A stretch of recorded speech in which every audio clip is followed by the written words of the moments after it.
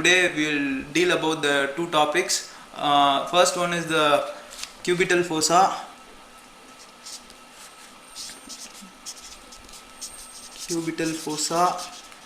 And the second one will be the popliteal fossa.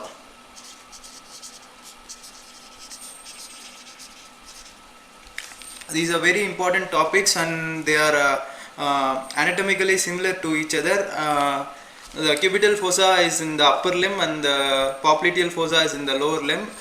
We'll see about that in detail now. Okay, now we'll see about the cubital fossa. What is the cubital fossa?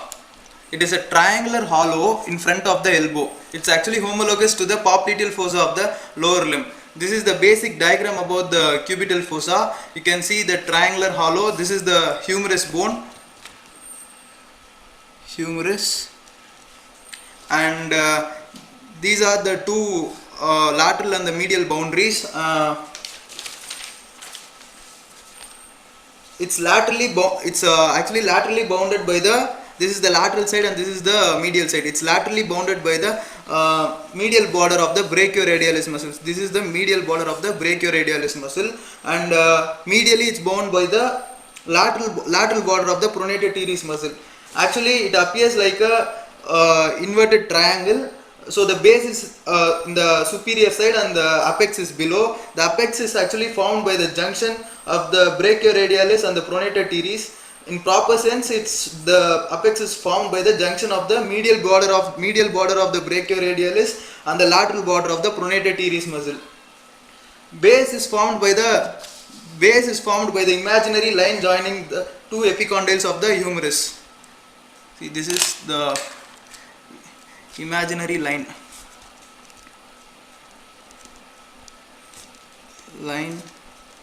joining two epicondyles of humerus. Okay, next we'll go on to the floor of the muscle. And some additional points are that the brachioradialis gets originated from the lateral supracondylar region and the pronator teres from the medial epicondyle. Next we'll see the floor of the cubital fossa. I'll just shade it in a different color so that we'll get a proper orientation.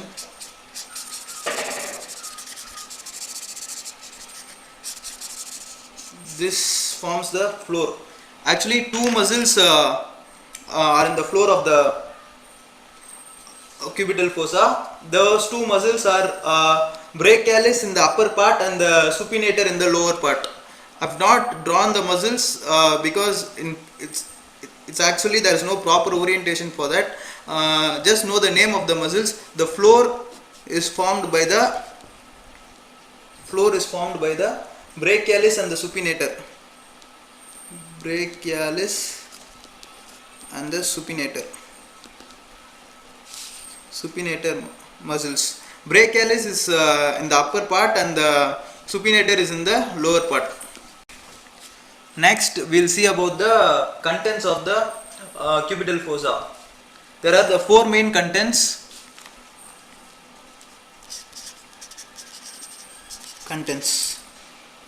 First one is the median nerve. Second one is the brachial artery. Actually, it divides into the radial and the ulnar artery in the popliteal fossa, and then the third one is the biceps tendon.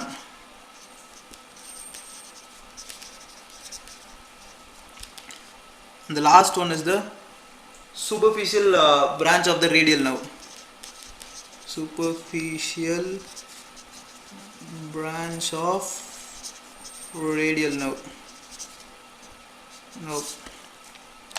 Okay, there's a very good mnemonic to remember this. See the first letter of all those things, M, B, B, S. So you can easily remember that by using the mnemonic M, B, B, S. Okay, that's all about the contents of the cubital fossa.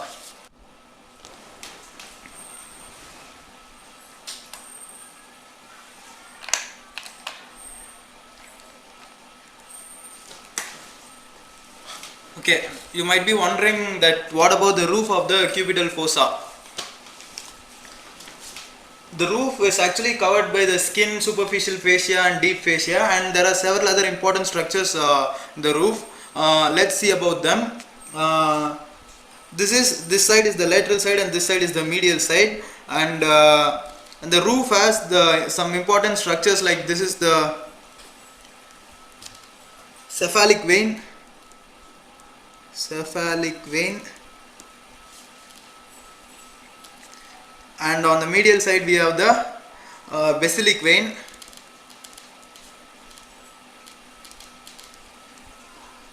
and connecting the the cephalic and the basilic vein we have the median cubital vein.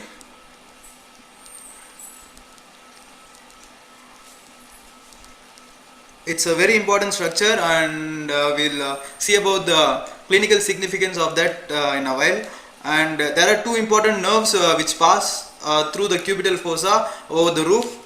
Those are the lateral cutaneous nerve of the forearm, lateral cutaneous nerve of forearm, and the median cutaneous nerve of the forearm.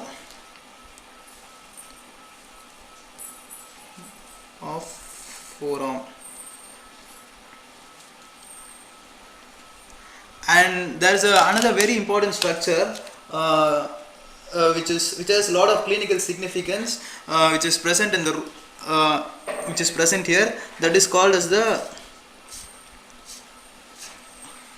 bicipital aponeurosis.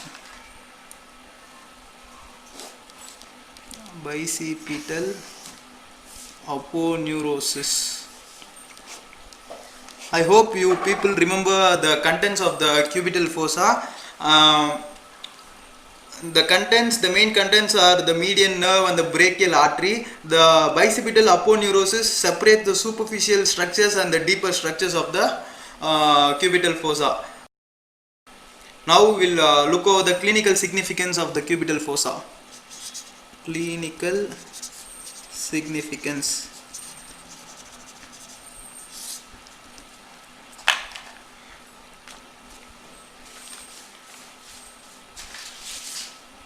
The most important significant thing about that is that the median cubital vein is present here.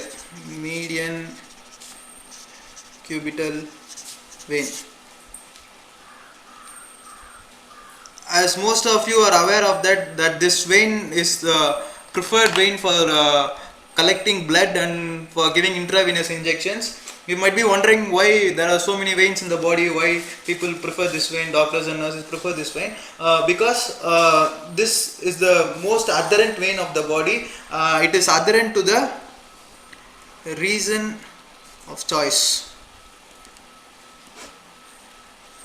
First one is that it's adherent to bicipital aponeurosis via perforators. Second one is that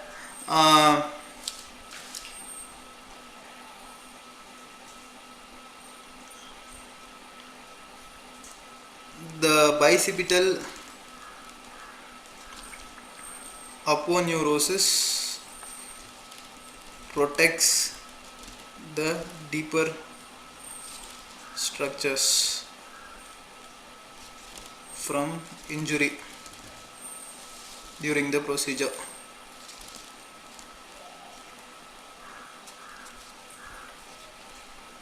One more clinical significant thing about the cubital fossa is that blood pressure is recorded by auscultating the brachial artery in front of the elbow.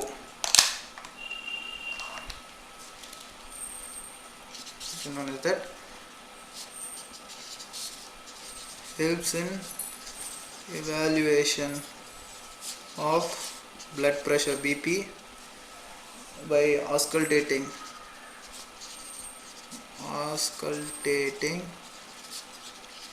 the brachial artery.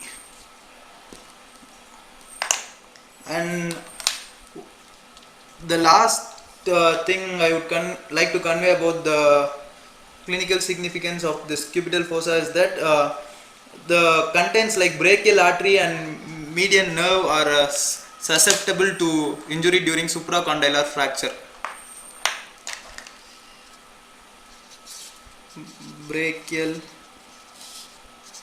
artery and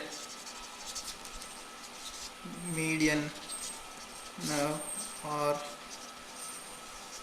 susceptible to injury during supracondylar fracture.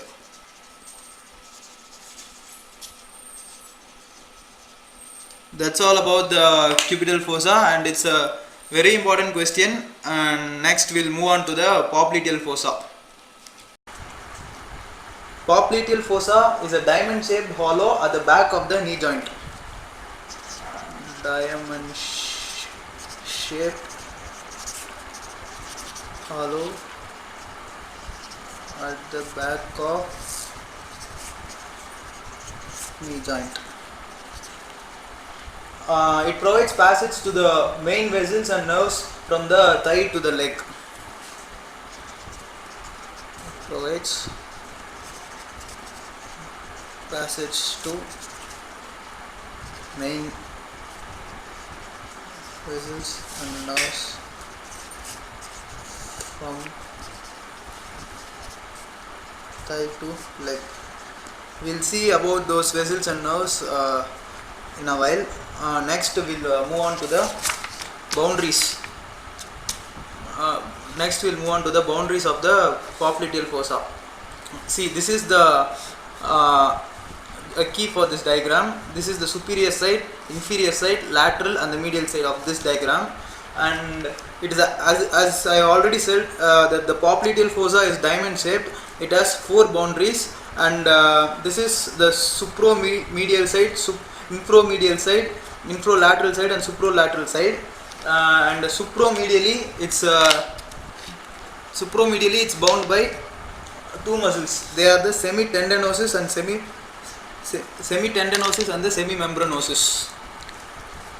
This color will be proper, I guess. Semitendinosus and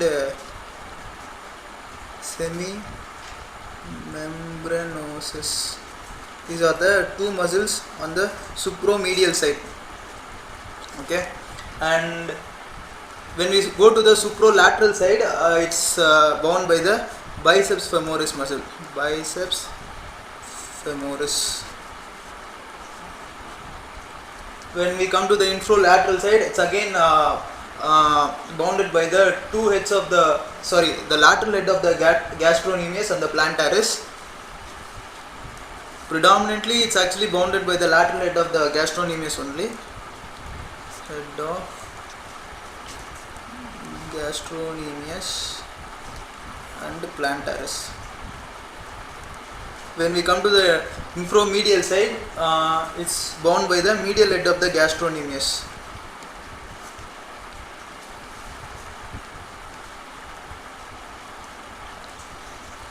These are the 4 boundaries of the popliteal fossa. Next, we'll see about the floor, this region.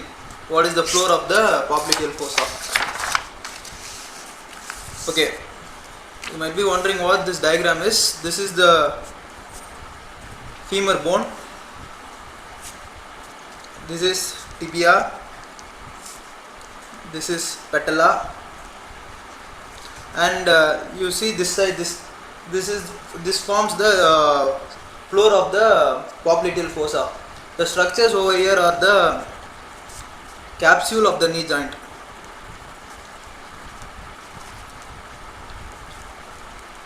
See, this is the anterior side of the knee joint and this is the posterior side of the knee joint. Okay, and wait, this region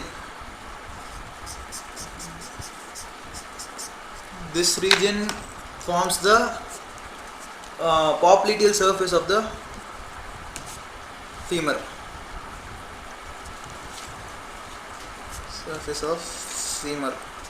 and then this region, the lower part, this region consists of the popliteal muscle and the fascia covering it. Okay. So these three structures form the floor of the popliteal fossa. What are those? The popliteal surface of the femur, capsule of the knee joint, and popliteal muscle and the fascia covering it from above downwards. Actually, this forms the above 1/3, middle 1/3, and the lower 1/3, and this completes the floor of the popliteal fossa. So we'll see about the contents of the popliteal fossa. We'll see about the structures from the deep to superficial structures. The first deep structure of the region is that it is the popliteal artery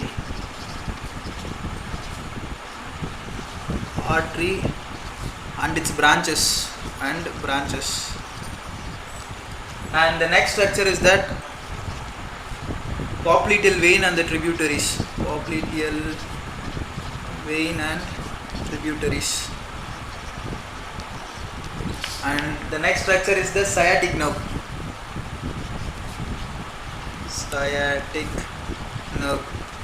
Actually, the sciatic nerve divides into the common peroneal nerve and the tibial nerve in the region of the popliteal fossa. Divides into common peroneal nerve and tibial nerve. And the next one is the posterior cutaneous nerve of the thigh. Cutaneous nerve of thigh. Additionally, we have the popliteal fat and the lymph nodes also, but they are insignificant. Fat and lymph nodes. And one additional point regarding the popliteal artery is that the pulsations of the popliteal artery are very difficult to feel. There are many reasons for that. The primary reason is that it doesn't have any proper bony prominence to feel the pulsations, as it runs in between the condyles of the femur and the thing is called as the condylar notch. So we can't feel the popliteal pulsations. And also, as it is a deep structure, as I already said, we can't use it to feel the pulsations. Now we'll see about the relation between the structures in the popliteal fossa.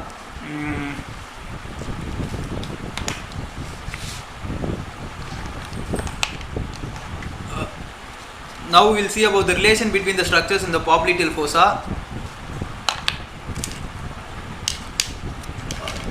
The important structures in this region, as I have already said, this is the tibial nerve,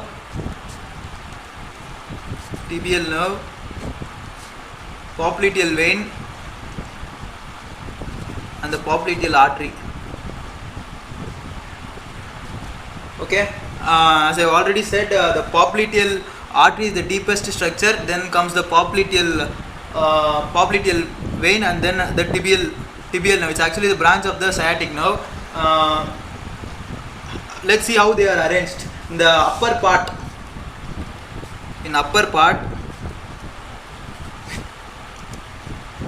from the structures from lateral to medial side,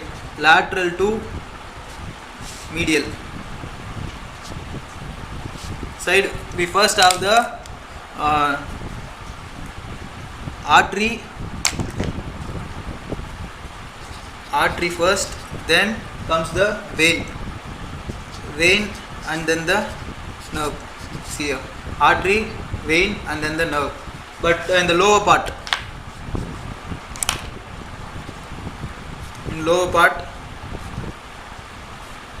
same from lateral to medial side.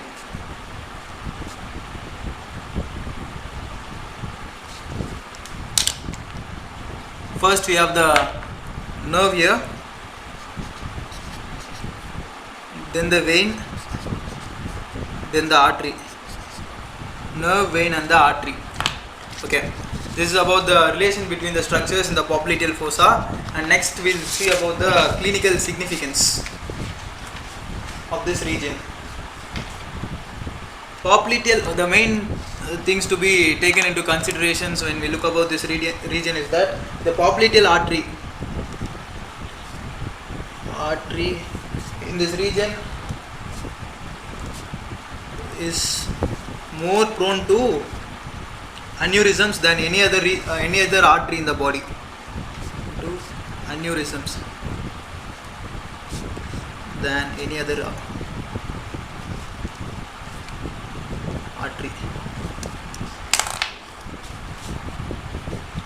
More prone to aneurysms, popliteal artery. As I already said, this artery is not preferred for feeling the pulsations, but at times it's used, but it's not preferred.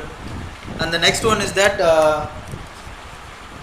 Baker's cysts. These cysts occur in the popliteal fossa. They are due to the inflammation of the synovial bursa. They are due to the inflammation of synovial bursa.